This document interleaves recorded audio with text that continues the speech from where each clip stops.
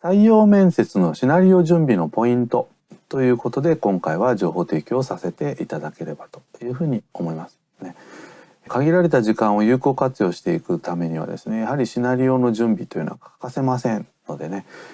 今回はそういった点で情報提供させていただきたいと思いますね。まず面談の組み立てですね。これは普段無意識にやってらっしゃる方もいらっしゃるかとは思うんですけれども、こういう情報提供の場ですのでね、念のためということでご紹介をしていただきたいと思うんですけれども、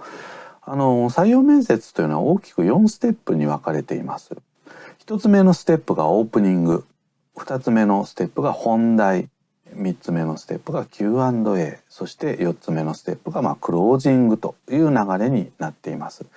でそれぞれ目的がありまして、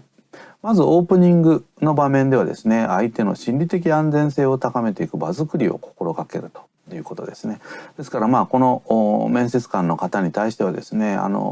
ざっくばらんに本音で喋って大丈夫なんだなというような場作りをですね、まず心がけていく必要っていうのがあります。一番重要なのがこの本題なんですけれどもね、相手のリアル内面をですね引き出していくための核心をつく質問をする、あるいはその回答を掘り下げていくということが重要になります。なのでシナリオ準備のポイントというのはですね、実はこの質問、いかに相手にリアルを引き出せるような質問が繰り出せるかというのが実はここでのポイントになってきます。ですから日頃からこの質問のリストをぜひ作っておくということをお勧めをしたいと思いますね。3つ目のステップ Q&A ということなんですけども、これはですね、今回のこの面接にあたっての先方の疑問を解消したりとか、あるいはこのタイミングで効果的な自社 PR をねぜひ行っていただければというふうに思いますね。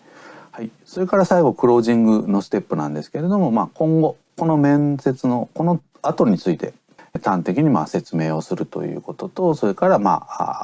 滞りなく面接を終了すると、このようなステップになっております。で先ほど申し上げた通り、この本題というのが一番重要なポイントになってくるわけですが、この本題はですね、大きく傾聴と質問、こういったところがポイントになってきますんで、ちょっとチェックポイントということでかいつまんでですねご紹介をしていきたいなと思いますね。まず傾聴に関してなんですけれども、2対8くらいの目安で相手に話をさせるということなんですね。ついつい面接官の方がですね、当社の PR をしたいがばかりにですね、一方的に喋る面接っていうのがありがちなんですけども、決してそうではなくって、応募者のリアル内面を引き出すためにはですね、やっぱり聞くという姿勢が重要ですね。特に意識をしていただきたいのはこの2対8というこの数字ですね。これは案外思ったよりもきついなと思われる方多いと思うんですね。2っていうのがこちらが喋る割合、8というのが応募者に喋っていただく割合ということですね。でこの2対8を意識してるぐらいでトントンの5対5ぐらいになるような意識になりますのでね、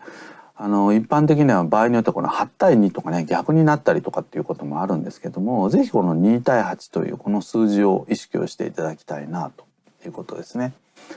でそういう意味合いで言うと、次のこの質問のポイントなんですけれどもね、これもいくつかあります。理解しやすい簡潔な質問をしているかどうか、それから質問は一度に一つね、投げかけているかどうか、それから考えなければ答えられない質問を投げかけているかどうかですね。